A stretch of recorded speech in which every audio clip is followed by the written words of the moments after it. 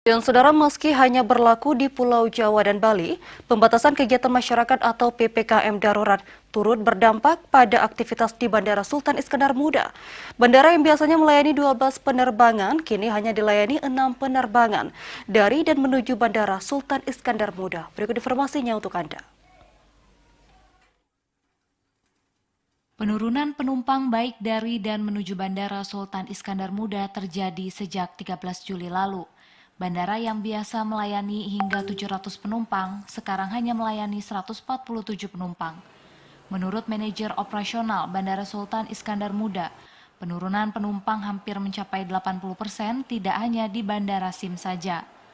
Penurunan juga terjadi di sejumlah bandara yang dikelola oleh PT Angkasa Pura II.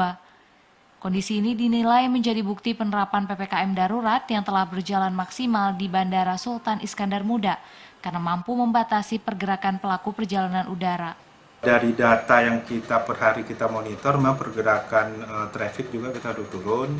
Sementara ini dari traffic 12 movement satu hari, sekarang ini cuma 6. Sementara untuk perjalanan penumpang sendiri, ini titik terendahnya di tanggal 13. Itu jumlah pack di Bandara SIM itu hanya 147 keluar masuk. Jadi departure sama arrival 147 dengan 3 flight penerbangan. Artinya terkait dengan PPKM ini untuk menekan jumlah penumpang atau pergerakan orang, saya pikir kita sudah maksimal lah. Pemerintah menerapkan syarat ketat bagi pelaku perjalanan udara pasca pemberlakuan PPKM darurat mulai 3 Juli lalu. Selain bukti telah menjalani vaksinasi minimal dosis pertama, pengguna moda transportasi udara juga diwajibkan memperlihatkan hasil negatif COVID-19 sesuai swab PCR. Dari Aceh Besar, Arman Konadi, TVRI melaporkan.